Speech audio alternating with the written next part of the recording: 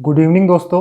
पिछले कुछ वीडियो में मैंने बीपीएससी मेंस को लेके काफ़ी चीज़ें कवर की हैं, जैसे कि पिछले साल कैसे क्वेश्चंस पूछे गए, कौन से क्वेश्चंस कितने बार रिपीट हुए, किस सेक्शन में कौन सा टॉपिक जो है वो इम्पॉर्टेंट है और किसको आपको प्रायोरिटी देना चाहिए। तो जो लोग तैयारी कर रहे हैं चाहे 67th मेंस की या फिर 68th की, तो उनके लिए काफ़ी वीडियो इंपॉर्टेंट है। इस वीडियो में हम बात करेंगे बेसिकली बीपीएससी मेंस से रिलेटेड बहुत से क्वेश्चंस मुझे आ रहे हैं, और ख़ासकर जो बिगनर्स हैं, जो पहली बार एग्ज़ाम दे रहे हैं या फिर वो जो पहली बार मेंस दे रहे हैं, उनके मन में काफ़ी क्वेश्चंस हैं मेंस को लेकर। अपार्ट फ्रॉम क्या रिसोर्सेज हैं, क्या स्ट्रेटजीज़ हैं, और भी क्वेश्चन जैसे कि एग्जाम में कितना समय मिलेगा एक क्वेश्चन लिखने के लिए, या फिर कितने पेजेस आते हैं, कितने वर्ड्स में लिखना होता है आंसर। सो मेंस से रिलेटेड जितने भी डाउट हैं, जितने भी क्वेरीज हैं, इस वीडियो में आपका रिजॉल्व कर दूंगा। आप देख सकते हो मैंने सब चीज़ें लिखी हैं, और खासकर ये इंपॉर्टेंट पार्ट है। एक क्वेश्चन का एग्जाम्पल लेके मैंने बताया है प्रॉपर कि एग्जाम में आपको आंसर राइटिंग कैसे करनी है, चाहे GS1 हो या GS2 हो। बिकॉज बहुत लोग को अच्छा आंसर राइटिंग का कोई कोचिंग नहीं मिल रहा है, और कोचिंग मिल भी रहा है तो उनकी प्राइस बहुत ज़्यादा है। प्लस आप आंसर लिख देते हो तो कॉपी चेक करके देने में काफ़ी टाइम लगाते हैं। उसके बाद उनकी कॉपी की checking up to the mark नहीं होती है, बिकॉज वो पुराने ज़माने का ही चीज़ें चेक कर रहे हैं। बट बीपीएससी में क्वेश्चन आज के टाइम पे थोड़ा एनालिटिकल हो गया है। जैसे आप इस क्वेश्चन को देखोगे, अभी आगे मैं समझाऊंगा आपको कि ऐसा नहीं कि प्रॉपर रट के आप जाओगे तो लिख दोगे, चीज़ें आपको सोचनी होंगी। बट जो कोचिंग्स हैं पुराने ढर्रे पे ही चल रहे हैं। इसके साथ साथ बहुत लोग कंफ्यूजन में है कि उनका प्री क्लियर होगा कि नहीं होगा, तो इसकी वजह से भी वो आंसर राइटिंग की क्लास ज्वाइन नहीं कर पा रहा है। तो इन सब चीज़ों से अच्छा ये है कि आप अपना कंटेंट प्रिपेयर करिए। बहुत से कंटेंट मैंने आपको खुद प्रोवाइड कर दिए हैं। उसके बाद आप प्रीवियस ईयर क्वेश्चन का आंसर लिखिए और आप खुद चेक करिए कैसे चेक करना है, आपके आंसर में क्या क्या कॉम्पोनेंट होने चाहिए, मैं यहाँ आपको बता दूंगा। तो आपके लिए काफ़ी ईजी हो जाएगा अपने आप को खुद जज करना। और बाकी कंटेंट की बात रही तो काफ़ी कंटेंट मैं आपको ऑलरेडी प्रोवाइड कर चुका हूँ।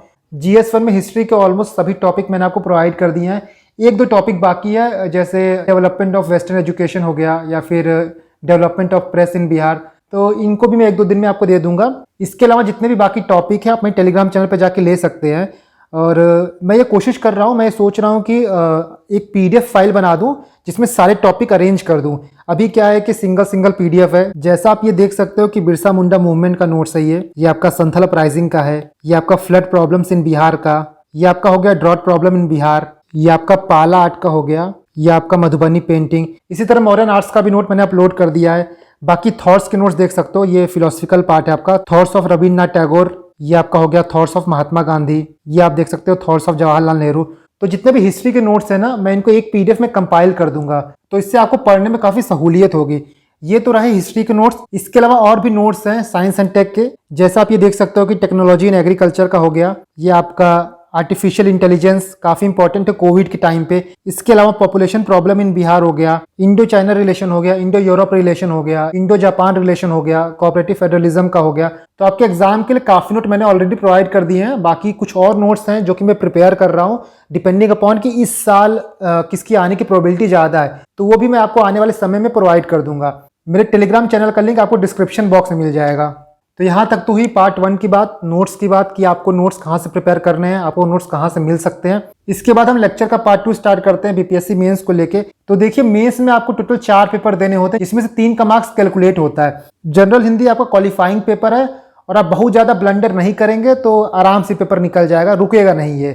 और जनरल हिंदी का आप सिलेबस यहाँ पे देख सकते हो, ये आपका जनरल हिंदी का सिलेबस है, और बहुत इजीली ये क्वालिफाई हो जाता है। आप प्रीवियस ईयर पेपर ही लगा के जाओगे तब भी काफी क्वेश्चन रिपीट होते हैं, जैसे व्याकरण में काफी क्वेश्चन रिपीट होंगे, निबंध आप लिख दोगे वही 30 मार्क्स के हैं, तो ये आराम से आप क्वालिफाई कर लोगे। अब बात उन पेपर की करते हैं जिनका मार्क्स मैटर करता है कट ऑफ निकालने के लिए। ये आपका GS1 हो गया, GS2 हो गया, और तीसरा आपका हो गया ऑप्शनल।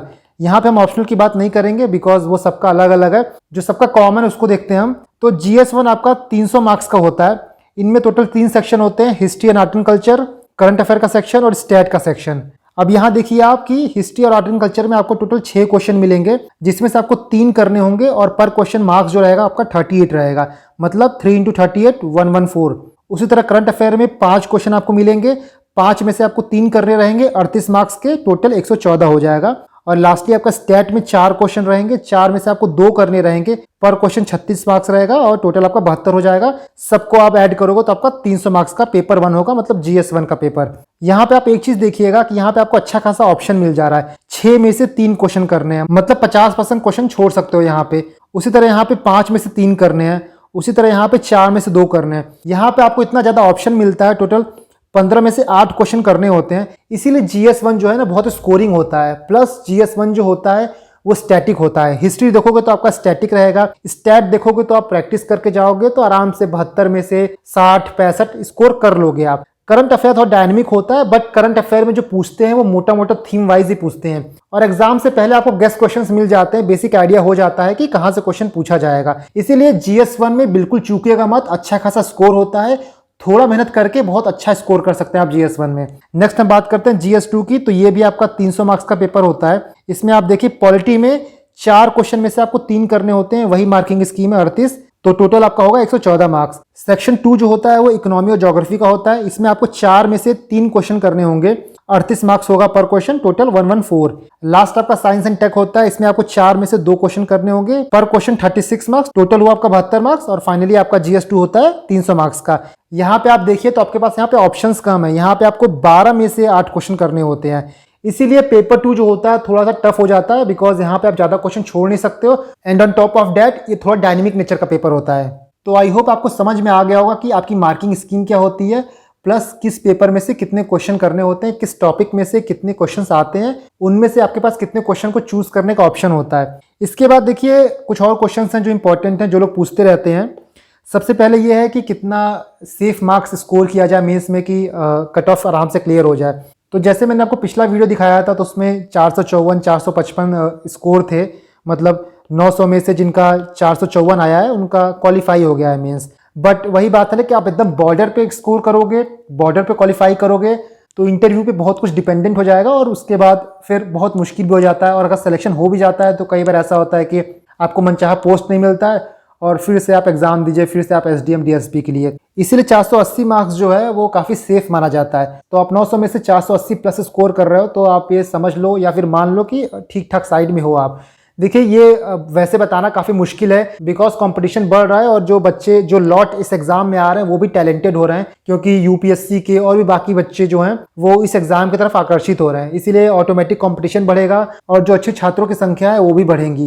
तो हो सकता है आगे जाके और मार्क्स बढ़ जाए, बट मे से मोटा मोटा यही रहता है। आप UPSC में भी देखोगे ना तो मेंस का जो एवरेज मार्किंग रहती है, जिस मार्क्स पे कट ऑफ क्लियर होता है, वो पिछले 3-4 सालों से उसी के आसपास ही आ रहा है। तो आप ये मान लीजिए कि 480 प्लस आ रहा है तो आपका काफी अच्छा स्कोर है ऑन द बेसिस ऑफ जो प्रीवियस 3-4 साल के एग्जाम हुए हैं। दूसरा क्वेश्चन ये है कि पर क्वेश्चन के लिए हमको टाइम कितना मिलेगा। तो जैसा आप जानते हैं कि पेपर आपका 3 घंटे का होता है और 8 क्वेश्चन आपको करने होते हैं, तो 180 डिवाइडेड बाई 8 मतलब 22.5 मिनट आपको मिलेगा एक क्वेश्चन कंप्लीट करने के लिए। ये लग बहुत ज्यादा रहा होगा, बट ये भी जान जाइए कि आपको 4 पेज लिखने होते हैं। देखिए यहाँ पे थर्ड पॉइंट की नंबर ऑफ पेजेस और वर्ड लिमिट क्या होनी चाहिए। तो आपको ऑन एवरेज 38 से 40 पेज मिलते हैं, उसमें आप ये कह सकते हो कि आपको टोटल 4 पेज लिखने होंगे, क्योंकि आप देखो 38 पेज है डिवाइडेड बाई 8 मतलब आपको 4.7 कुछ आ रहा है। बट ये मान के चलिए कि आपको 4 पेज लिखना होता है और वर्ड लिमिट आपकी रहती है 400 वर्ड, मतलब 4 पेज और 400 वर्ड।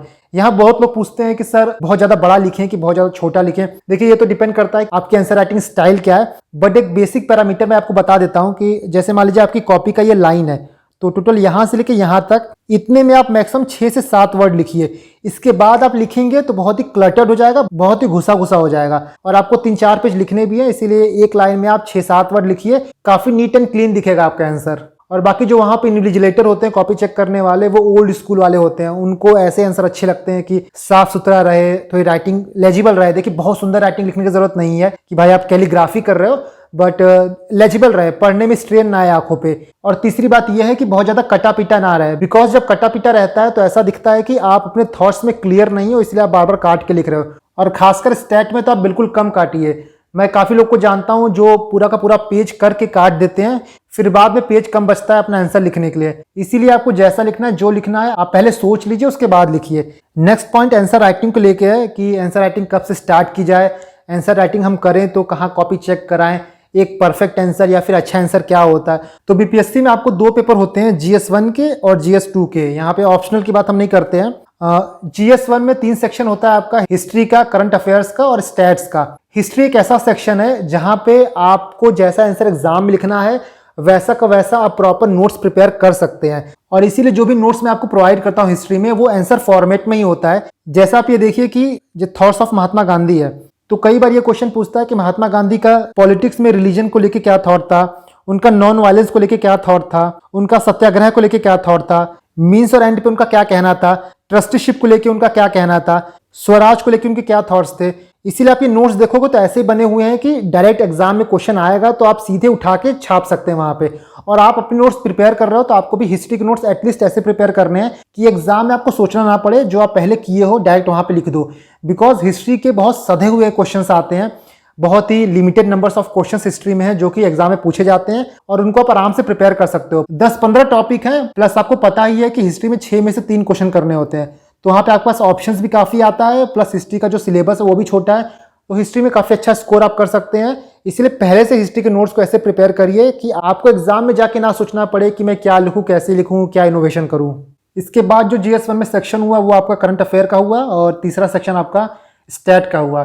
स्टैट में भी कुछ इनोवेशन की जरूरत नहीं है, क्वेश्चन जैसा आएगा आप टेबल है तो टेबल बनाइए, चार्ट है तो चार्ट बनाइए, अपने जो कैलकुलेशन है उसको दिखाइए। बहुत ज़्यादा नहीं दिखाना है बट आपको दिखाना है। फॉर एग्जांपल आप परसेंटेज निकाल रहे हो तो 480 × 50/100 इतना आपको लिखना होगा, इज इक्वल टू जो भी आए इतना आपको लिखना होगा, बिकॉज ये दिखना चाहिए कि आपने जो आंसर है वो कहाँ से निकाला है। प्लस स्टैट में आपका फाइनल आंसर सही आना बहुत जरूरी है, बिकॉज अगर आपका फाइनल आंसर सही नहीं आ रहा है तो ये टोटली एग्जामिनर के डिस्क्रिप्शन पे रहता है कि आपको वो कितना मार्क्स देगा। फाइनल आंसर लाने के बाद आप अपने आंसर्स को बॉक्स में लिख लीजिएगा ताकि विजिबल हो जाए, एग्जामिनर को पता चल जाए कि भाई इसका फाइनल आंसर आ चुका है। ये बहुत छोटी छोटी चीजें हैं बट इन्हीं से आपका 2-3 मार्क्स बढ़ता है और आपको पता है कि 1-2 मार्क्स से सिलेक्शन रुक जाता है। इसीलिए ये सब चीजें अभी छोटी लग रही हैं बट सिलेक्शन में इनका बहुत बड़ा हाथ होता है। यहाँ तो हमने स्टैटिक चीज़ों की बात कर ली, हिस्ट्री और स्टैट की। इसके बाद जो पेपर का डायनेमिक पार्ट होता है, करंट अफेयर हो गया या फिर GS2, उनके क्वेश्चंस को कैसे आंसर करें हम यहाँ देखते हैं। तो वो चीज़ मैं आपको एक एग्जांपल के थ्रू समझाऊंगा, तब आपको ज़्यादा अच्छा समझ में आएगा। ये आपके 66 BPSC का क्वेश्चन है कि the role of the president of India is like an old man in family who has all the authorities, however he cannot do anything effective if the naughty young member of the family do not listen him. Evaluate। देखिए कुछ टेलवर्ड्स होते हैं, ठीक है, मैं इस पर एक वीडियो लाऊंगा, आपको बताऊंगा कि किस टेलवर्ड्स में क्या आपको लिखना होता है। बट यहाँ पे हम इस आंसर की बात करते हैं। तो किसी भी आंसर में आपका टोटल 3 पार्ट होता है, इंट्रो, बॉडी, कंक्लूजन। लोग इतना ही बता के छोड़ देते हैं कि आप इंट्रो में इंट्रोडक्शन लिखिए, बॉडी में बॉडी लिखिए और कंक्लूजन में आप कंक्लूडिंग रिमार्क लिखिए। बट यहाँ पे मैं इस क्वेश्चन का एग्जांपल लेके आपको बताऊंगा ताकि आपके सारे डाउट क्लियर हो जाएं। सबसे पहले इंट्रोडक्शन में आपको क्या लिखना है। देखिए इंट्रोडक्शन किसी भी क्वेश्चन का ओपनिंग स्टेटमेंट होता है। आंसर के इंट्रो में आप बेसिक ओपनिंग लाइन लिखोगे और थोड़ा प्रीमाइज दोगे कि आप आंसर में क्या लिखने जा रहे हो। जैसे यहाँ पे देखिए सबसे पहले बताया गया है प्रेसिडेंट के बारे में कि प्रेसिडेंट जो है वो कॉन्स्टिट्यूशनल हेड है स्टेट का और वो इंडिया के कॉन्स्टिट्यूशन का रिपब्लिक आइडल रिप्रेजेंट करते हैं। इसके बाद आप ये लिख सकते हैं, एक टच दे सकते हैं, जो क्वेश्चन ने पूछा है उस चीज का हिंट दे सकते हैं कि इंडिया जो है वो पार्लियामेंट्री डेमोक्रेसी है, इसीलिए जो इंडियन प्रेसिडेंट हैं वो नॉमिनल एग्जीक्यूटिव हैं और वो काउंसिल ऑफ मिनिस्टर के एड एंड एडवाइस पे काम करते हैं, which is headed by prime minister. यहाँ पे आपका इंट्रोडक्शन हो गया। आप ये लाइन लिखते वक्त ये भी बता सकते हैं कि आर्टिकल 74(1) में ये चीज मेंशन की गई है, बिकॉज पॉलिटिक आंसर है, आपको आर्टिकल याद आ रहा है तो बहुत अच्छी बात है, अच्छा इंप्रेशन पड़ेगा। इसके बाद बॉडी की बात करते हैं। बॉडी में आपको क्या लिखना है डिपेंडिंग अपॉन क्वेश्चन पूछा क्या है। देखिए यहाँ पूछा है कि role of president in India is like an old man in family who has all the authorities. तो सबसे पहले आपको ये बताना होगा कि प्रेसिडेंट का रोल क्या क्या है, प्रेसिडेंट के पास क्या क्या अथॉरिटीज है, बिकॉज पहली लाइन यहाँ पे वही है। क्वेश्चन का दूसरा पार्ट जो है वो ये बोल रहा है कि उनके पास पावर तो है बट इफेक्टिव नहीं है। तो सबसे पहले हम पहले पार्ट को एड्रेस करेंगे, क्या क्या रोल और पावर है प्रेसिडेंट के। देखिए यहाँ मैंने डायरेक्ट लिख दिया है बट आप इस तरह बना के लिख सकते हो, ये अच्छा लगेगा। पहले रोल ऑफ प्रेसिडेंट लिखिए और फिर आप ऐसे लाइन डायग्राम बना के बता सकते हो कि legislative power, executive power, judicial power, financial power, emergency power. तो इसको देखिए एग्जामिनर को एक बार में पूरा ग्लिम्स मिल जाएगा कि आप कौन कौन सी पावर्स की बात कर रहे हो। यहाँ पे देखिए मैंने सारे पावर लिख दिए हैं, जैसे लेजिस्लेटिव पावर में क्या क्या आता है। इसके साथ साथ जो जो आर्टिकल याद हैं आप वो लिख सकते हैं, जैसे समन करना, प्रोरोग करना पार्लियामेंट को तो आर्टिकल 85 हो गया, डिसॉल्व करना लोकसभा को आर्टिकल 85 हो गया, नॉमिनेट करना राज्यसभा मेंबर को आर्टिकल 81 के अंदर, ऑर्डिनेंस पावर बहुत इंपॉर्टेंट पावर है आर्टिकल 1, 2, 3। इसके बाद एग्जीक्यूटिव पावर के बारे में आप लिखोगे, नेक्स्ट आप जुडिशियल पावर के बारे में लिखोगे, इसके बाद आप फाइनेंशियल पावर के बारे में लिखोगे, जितना भी पॉइंट आपको याद आए, बट कोशिश करेगा कि 2-3 पॉइंट सब में लिख दीजिएगा। इसके बाद आप डिप्लोमेटिक पावर के बारे में बात करोगे, मिलिट्री पावर के बारे में बात करोगे। यहाँ तक आपने आंसर का पहला पार्ट जो है वो एड्रेस कर दिया है। सेकेंड पार्ट ये था कि उनके पास पावर तो है बट वो इफेक्टिव नहीं है, तो उस चीज को आप यहाँ से पैराग्राफ चेंज करके लिखना शुरू करिए कि even though he is equipped with all the authorities, power and position, but he had to act on aid and advice of Council of Minister। जैसा मैंने बताया था कि आर्टिकल 74(1) में ये लिखा है। इसके बाद आप बता सकते हैं कि इसी वजह से बहुत से कॉन्स्टिट्यूशनल एनालिस्ट जो हैं वो प्रेसिडेंट के पोजीशन को as a rubber stamp position बोलते हैं, because he represent the nation but not rule the nation. He is symbolic head with no real executive power. Next आप अपनी बात को और भी एविडेंट करने के लिए कुछ कॉन्स्टिट्यूशनल प्रोविजंस को बता सकते हैं, सुप्रीम कोर्ट के जजमेंट को बता सकते हैं। जैसे 42nd अमेंडमेंट एक्ट में ये बताया गया था कि काउंसिल ऑफ मिनिस्टर का एड एंड एडवाइस प्रेसिडेंट के ऊपर बाइंडिंग है। इसके बाद सुप्रीम कोर्ट ने यूएन राव केस में बोला था 1971 में कि लोकसभा डिसॉल्व भी हो जाएगा, उसके बाद भी council of minister as a caretaker government काम करते रहेंगे टू एडवाइस प्रेसिडेंट। नेक्स्ट है आपका शमशेर सिंह केस 1974। यहाँ सुप्रीम कोर्ट ने फिर रीआइटरेट किया था कि प्रेसिडेंट जो है वो कॉन्स्टिट्यूशनल हेड है। आर्टिकल 74 की बात मैंने पहले ही कर लिया, तो ये आंसर का सेकंड पार्ट हो गया। इसके बाद आप यहाँ पे आंसर मत छोड़ दीजिएगा कितना खत्म हो गया, बिकॉज आपको ये चीज दिखाना है कि प्रेसिडेंट के पास पावर नहीं है बहुत ज्यादा, बट उनका पोजीशन जो है बहुत इंपॉर्टेंट है इंडियन डेमोक्रेसी में। और वो कैसे है, इस चीज को आप अपने आंसर के थर्ड पार्ट में दिखाओगे। इसके बाद आप पैराग्राफ चेंज करके लिखोगे, but as the first citizen of India the president position is not totally feeble and ineffective, he work in is full capacity to provide stable government. और कैसे वो स्टेबल गवर्नमेंट प्रोवाइड करते हैं, तो कुछ आप एग्जांपल लिख सकते हो, कुछ उनके पावर्स को लिख सकते हो, जैसे selecting PM in hung assembly, suspensive और पॉकेट वीटो हो गया, डिसॉल्विंग लोकसभा जब काउंसिल ऑफ मिनिस्टर अपनी मेजोरिटी लूज कर देते हैं। तो जब आप ये पार्ट देते हो अपने आंसर में, तो आपका आंसर जो है बहुत बैलेंस्ड हो जाता है। इसके बाद आप लास्ट में अपना कंक्लूडिंग रिमार्क लिखोगे कि this instead of terming president as ineffective और rubber stamp, the constitution tries to establish presidential post as working president. मतलब कि प्रेसिडेंट के पोस्ट को इनइफेक्टिव या फिर रबर स्टैम्प कहने से अच्छा ये है कि हमारे कॉन्स्टिट्यूशन ने प्रेसिडेंट के पोस्ट को ऐसे स्टैब्लिश किया है कि वो एज अ वर्किंग प्रेसिडेंट काम करें। तो आई होप आपको समझ में आ गया होगा कि आपको एक आंसर कैसे लिखना है, कैसे स्ट्रक्चर करना है, क्या क्या कंपोनेंट होते हैं। और बहुत ज़्यादा रॉकेट साइंस नहीं होता है, आप 2-4 आंसर लिखोगे, 2-4 आंसर देखोगे और 5वां आंसर आप अपने आप ही अच्छा लिखने लगोगे। सबसे इंपॉर्टेंट ये होता है कि आपके पास कंटेंट हो जो आप आंसर में डाल सको। यहाँ पे आप देखिए, आपके पास आर्टिकल नहीं होगा, आपको ये नहीं पता होगा कि प्रेसिडेंट का रोल क्या है, आपको ये नहीं पता होगा सुप्रीम कोर्ट का जजमेंट क्या है, तो आप एक अच्छा आंसर स्ट्रक्चर भी नहीं कर पाओगे। तो सबसे पहला स्टेज ये होता है कि प्रॉपर आपके पास एक कंटेंट हो। उसके बाद जो दूसरा स्टेज होता है वो ये होता है कि अपने कंटेंट को अच्छे से कैसे स्ट्रक्चर किया जाए। सो लास्टली आई होप कि आपको इस वीडियो से बहुत चीज़ सीखने को मिला होगा। मेंस को लेके काफ़ी डाउट और काफ़ी क्वेश्चंस आपके क्लियर हो गए होंगे। बाकी इस ईयर कौन कौन से प्रोबेबल टॉपिक्स हैं जो कि एग्जाम में आ सकते हैं, चाहे GS1 हो या फिर GS2 हो, सबका मैं आपको लिस्ट प्रोवाइड कर दूंगा और जितना भी हो सकेगा मैं सबका नोट्स भी आपको प्रोवाइड कर दूंगा, ताकि आपको बहुत ज़्यादा इधर उधर भटकना ना पड़े। और जब तक 67वीं का प्री का रिजल्ट नहीं आ जाता तब तक आप मेंस की तैयारी कर लीजिए अच्छे से। कुछ नहीं हो तो कम से कम कंटेंट प्रिपेयर कर लीजिए, कंटेंट की टेंशन ना रहे कि कहाँ से पढ़ना है कहाँ से नहीं पढ़ना है। रिजल्ट आने के बाद आपका सिलेक्शन हो गया तो चीज़ें लिखना शुरू कीजिए, याद करना शुरू करिए। और अगर नहीं हुआ रहेगा बाई चांस तो आपके पास 68 तो है ही।